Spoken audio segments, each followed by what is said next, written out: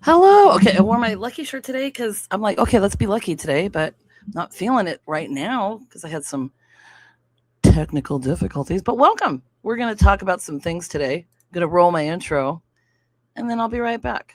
Well, actually, I'll tell you. Oh, shoot, I got to put my phone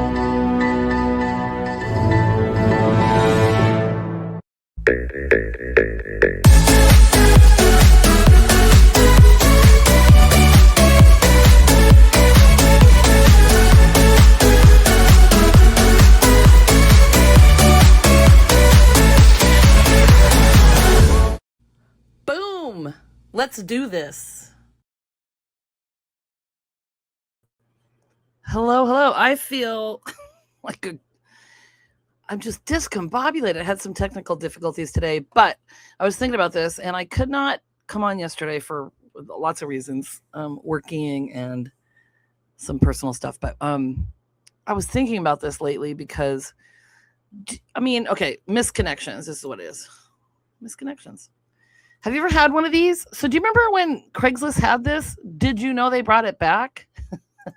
Kind of interesting. So we all want a connection, right? Sometimes it's romance, sometimes it's regret, sometimes it's like, hey, I saw you at the gas station in 2014 and I still can't stop thinking about your jean jacket.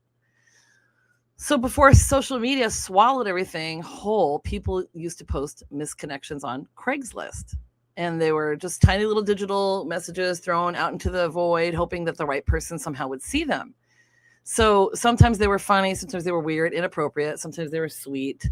And I've got some to share with you tonight. And Craigslist has brought them back, and there are some other ones. Now, because I had technical difficulties, I'm going to have to go and find some things. So give me a second to get my slides up so I can share some stuff with you. And then also a website that I can show you some of these things. So in my mind, some of these can also be not necessarily a misconnection, but a missed opportunity. Like misconnections are okay. We can just focus on that because that's just like strangers that you met that you wish you would have said more to. Like, hey, I really wanted to get to know you better and I didn't, and that sucks. So we're gonna talk about this. I got the information from here. Reddit's got some stuff. It's cool. Okay, so the thing is, also, let me just talk to you about it for a minute. So I'm going to read some old ones from Craigslist that are, kind of interesting. I'm going to end with a really, really sweet one. It's kind of long. But I think in this day and age, especially now in this digital age where people don't really talk to each other, they have brought it back. And there's one in New York City that they have. We actually have the Craigslist in Phoenix. I'll share some of those. They're kind of silly right now, but I want to know, like, what would I have you put in the comments? Nobody ever really does this, but what would I have you put in the comments if you missed a connection? Maybe put a telephone in there if you've ever had a missed connection. Okay, so we're going to go through some of these. So this is from, I think this is from Craigslist. So to the girl who attempted a B&E this morning. So I screenshot it. So a man catches feelings for the girl who tried to forcibly enter his home. So notable excerpt. Still, I feel we made good connections, separated only by inches, the door, and the two locks you were trying to pick. I gave you 15 minutes to make your getaway. You're welcome, by the way. And here's the thing. Did you ever look at that? Because I have a story actually from like, it was either the late 90s, early 2000s. My sister and I went to like a Star Wars thing at the Cine Capri, which was like down like Central Phoenix. They don't have that one. It was an iconic theater. They tore it down. It's sad. And we were waiting in line for hours. And there was a thing. There's still a thing, a little newspaper kind of thing called the New Times. And we looked in there and we found an ad. It was for my sister, not me. And it was like, basically you standing in line with your sister wearing a whatever T-shirt, The Cure, something. And me, blah, blah, blah. And we talked about this. And so, of course, Erin was married at the time. And so it's like, she wasn't going to do anything. But, I mean, we were like, oh, my God, that's you. That's you. That's me, Erin. So it's like, and when that happens, like, depending on the situation, right? Like, would the people answer? Would you answer? Would you answer even if you were taken kind of thing? I feel like okay. So if you were breaking and entering, I'm not sure that you would be looking on these things to see if somebody found you attractive. Okay, so this is license plate BJN7523. A terrible crime backfires. And so the thing is, ha ha ha, you are clever. You regifted your unwanted parking ticket to a neighboring vehicle. Unfortunately, you disregarded 2 important points. First, I do not drive a silver Buick. Second, I do not plan to pay the city $30 on your behalf. $30? When was that written? In 1962? But it's kind of funny too. That's a kind of a funny like misconnection. That's not really a misconnection. It's like, hey buddy, I'm calling you out. Okay, this one's bizarre. Okay, we kissed at midnight and then you ran away. You, 5'8", scruffy glasses, wearing a blue hoodie outside the vid, and I asked you for a lighter. You lit my cigarette and we talked about our wishes for the next year. We heard the countdown starting and decided to stay outside. I started to cry and you kissed me, and then we started to make out. After a minute, I felt something warm and realized you pissed yourself. Gross. I pushed you away, and that's when you ran. But I wish you had stayed. You peed on me, but it's okay. I just want to know who you are. Please reply, and when you do, tell me why I started crying so I know it's you, if you remember. And now one thing I've noticed about some of these is that they say something like, tell me what kind of car you were driving so I know it's you. So now it's not like someone could just, I guess you can respond, because I'm gonna have to pull up a website here at the end. You can respond with like, yeah, that was me, and then they want to know, tell me what I was crying about so I know it's you. But wouldn't that be embarrassing? Like maybe the guy was like, no, I didn't go to the bathroom by myself. That's embarrassing.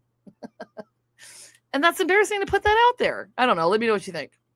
Okay, so this one, sorry about like the blurry part of this. So, Holly, I saw your picture today in the mugshots in the Tribune's website. This must be Chicago, right?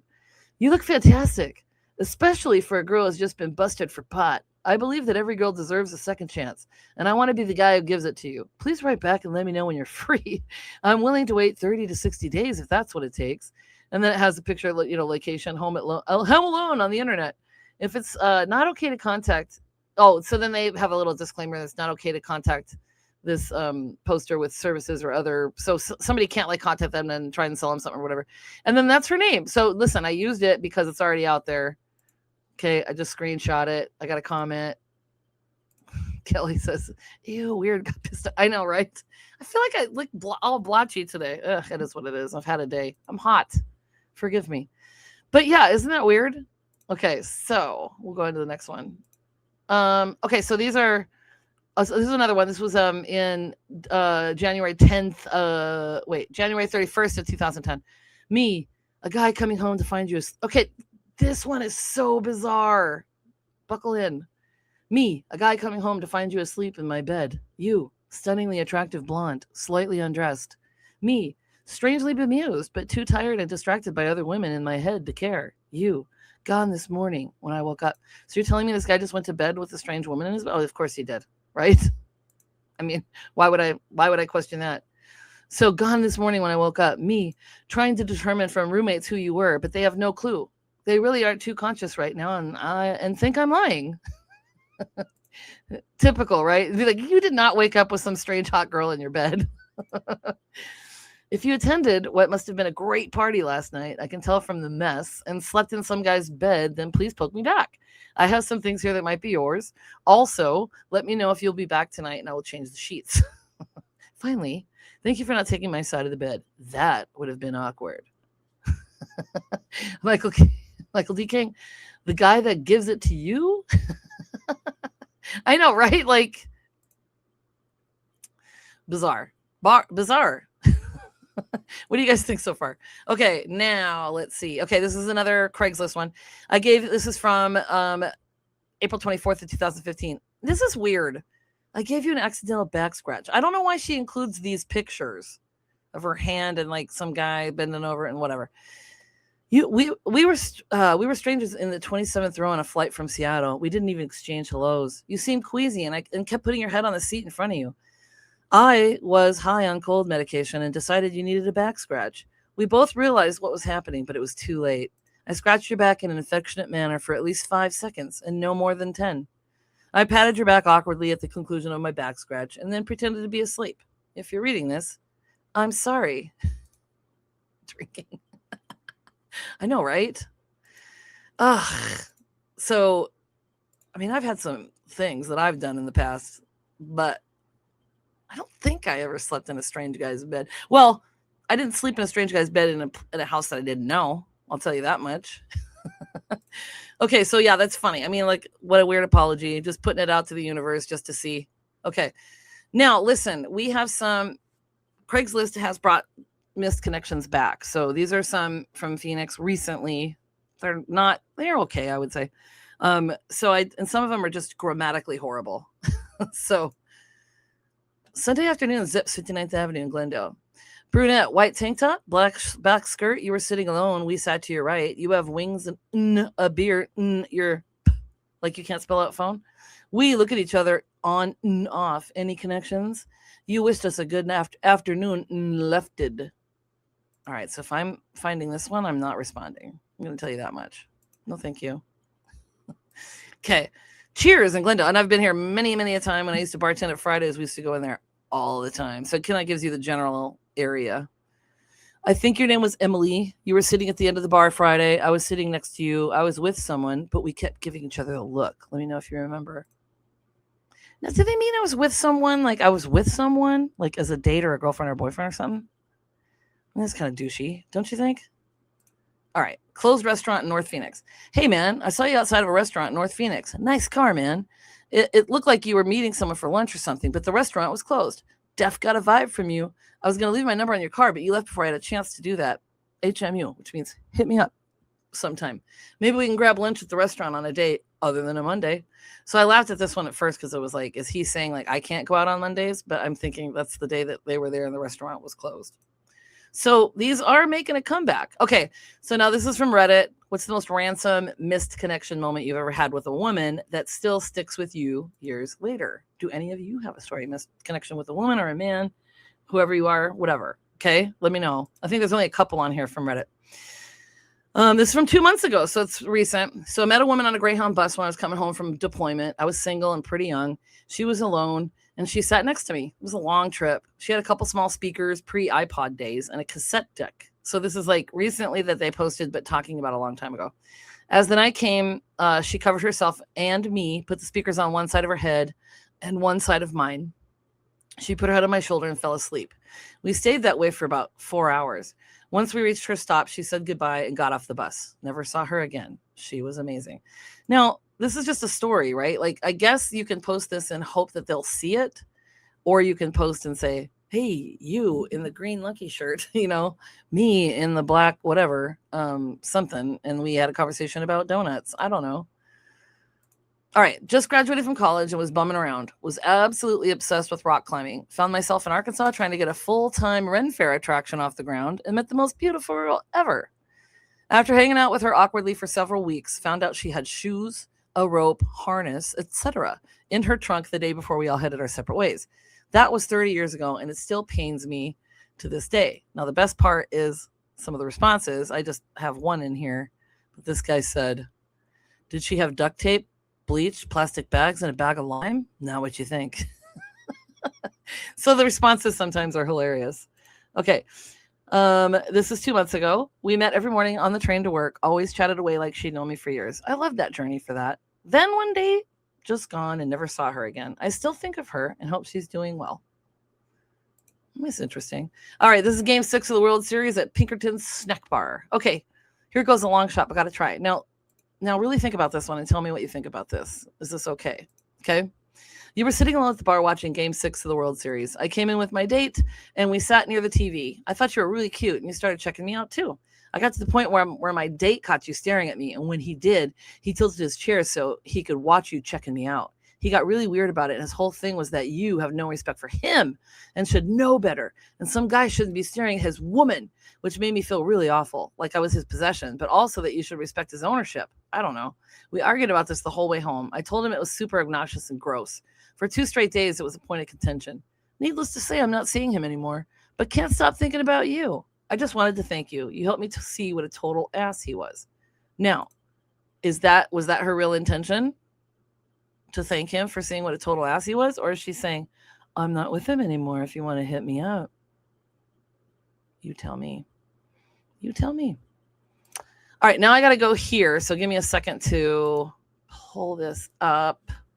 Missed. Okay, I gotta pull this up. Missed connections, New York City. So I'm gonna show you this webpage because so here's the deal. They still have these now. Okay, I'm gonna get rid of this. Oh, wait, I'm gonna remove it for a second. Okay, they still have these, and now it's kind of interesting the way they do it because it looks like the old, I think it's a DOS system or something. So if you go on the site like this, let me make sure you can see this. Okay, so doesn't it look like 1980s, 1990s, whatever? So this is from April of this year. So there's a whole bunch on here, like, ACE train north, West 4th to Penn Station, oval glasses, blah, blah, blah. They have all these things on here. So I'm just going to click on Katie from Dallas really quick. So this is how it works. Let me see if that's showing up. Okay, good. So Katie from Dallas, it's horrible for me to ask, but where'd you go? Who were you with? I looked around but couldn't find you. Are you a double agent? So I don't know. And so where they have, so start a private conversation. So this interesting part to me here is that if that was you, you could say, hey, yeah, that was me. I don't know where I went. So you could look at these things, and just, this is in New York City. Like maybe there's one in Phoenix, whatever. I've been like just looking around, but it's uptown. It feels rare to see another person riding one alone at night, not on their phone or headphones, just looking. I was just staring into the deep of the train car until I noticed you got on at 20-something station. I never liked buzz cuts, but it looks so good on you with your dark eyes and blue jacket. Frankly, I just found you so pretty. A few seats opened up at one point next to where you were standing. I wish I had sat next to you, and I wanted to ask you where you were noticing or where were you probably what noticing or thinking, except I only glanced at you at times as I scanned the train and got off first. So here's my question, okay? It's an interesting concept, right? If you have a misconnection or something, like, would you, I think I would put an ad in something, just to see, like, why not? One time I met a guy on a plane and I thought he was really cool. And then come to find out he was married. That's fine. Like, but sometimes you just have connections, but like, what are the odds that someone's going to see it? Like I told you, we saw one in the New Times here with my sister, So I've got another story to share. It's a little bit longer, but it's a very interesting, and this is like pre-ChatGPT and stuff. So this man wrote this really eloquently. So it's a little bit of a longer story. It might take a minute to read. But you're going to feel it. So I'm going to share that with you before I close. Okay. So here we go. Okay.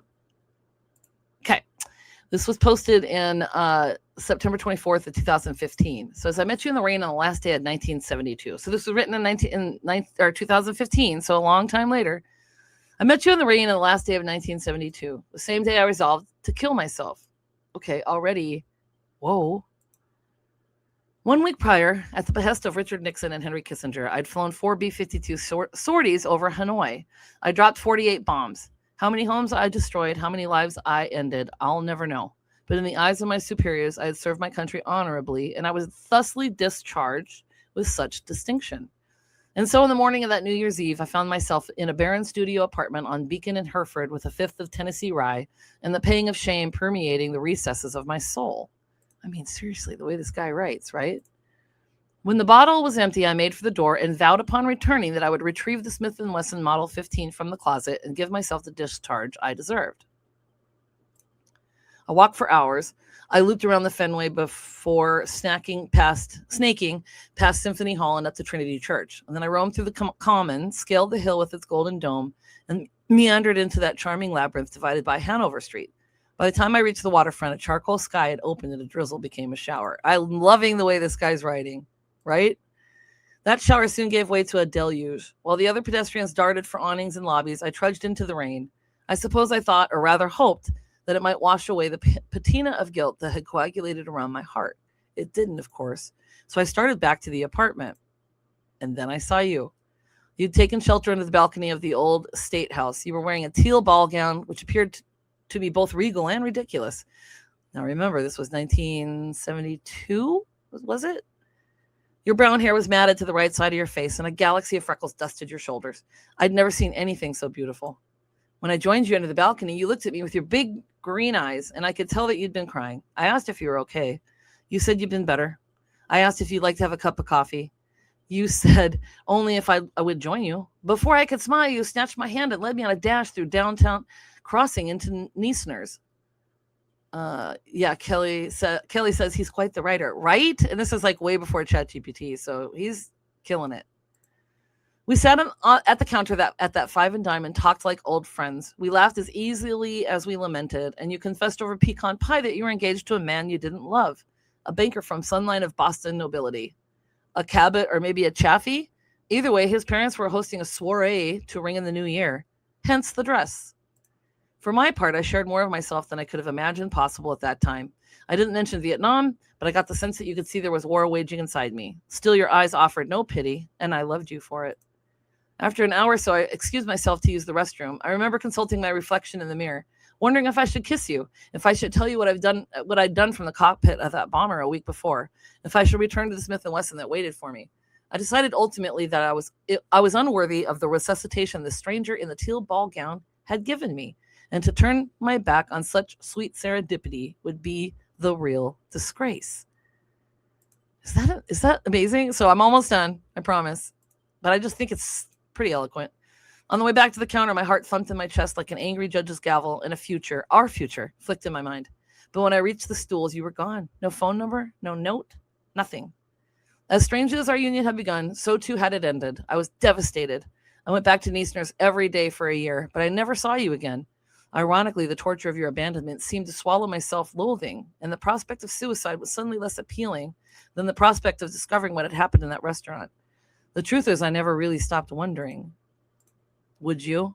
Would you stop wondering? Because I wouldn't. I'd feel like this guy, I think, I'm an old man now, and only recently did I recount this story to someone for the first time, a friend from the VFW. He suggested I look for you on Facebook. I told him I didn't know anything about Facebook, and all I knew about you was your first name and that you lived in Boston once. And even if by some miracle I happened upon your profile, I'm not sure I'd recognize you. Time is cruel that way. This same friend had a particularly sentimental daughter. She's the one who led me here to Craigslist and these misconnections. But as I cast this virtual coin into the wishing well of the cosmos, it occurs to me, after a million what-ifs and a lifetime of lost sleep, that our connection wasn't missed at all. Oh, this is like so awesome right here. You see, in these intervening 42 years, I've lived a good life. I've loved a good woman. Oh, Pam says, nope, I wouldn't stop wondering. Exactly. I've loved a good woman. I've raised a good man. I've seen the world, and I've forgiven myself. And you were the source of it all. You breathed your spirit into my lungs one rainy afternoon, and you can't possibly imagine my gratitude. Oh, this is like awesome, right? I know it's long, but I had to read it. Kelly says, do you like pina coladas? Yeah. And getting caught in the rain, right? I've had hard days too. My wife passed 4 years ago, my son the year after. I cry a lot, sometimes from the loneliness. Sometimes I don't know why. Sometimes I can still smell the smoke over Hanoi. And then a few dozen times a year, I'll receive a gift. The sky will glower, and the clouds will hide in the sun, and the rain will begin to fall, and I'll remember. So wherever you've been, wherever you are, and wherever you're going, know this, you're with me still. Oh my God. That to me is incredible. So like that movie with, what is it called? Castaway with Tom Hanks, where he comes back. Like, how do you deal with something like that? So my final thoughts are like, maybe that's why missed connections fascinate people so much. They're proof that humans are constantly brushing past each other, carrying entire worlds inside their little hands, right? Some people move on. Some people reach on Craigslist or something else. And maybe somewhere out there, sometime, somebody might still remember a moment with you that you completely forgot, which is beautiful, right?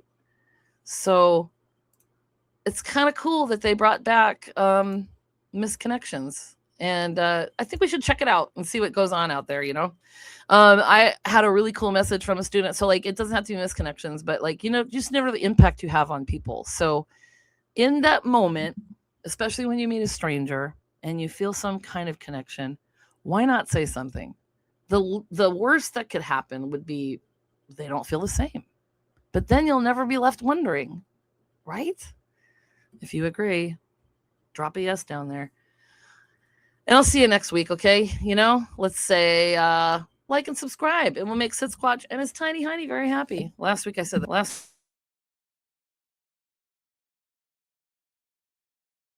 hate that when that happens. I hit my mic and it goes boop. So the journey begins with you. Be good to yourself. And this is me, the Horgan. I love you. See you next week. Thanks for staying on so long. Woo.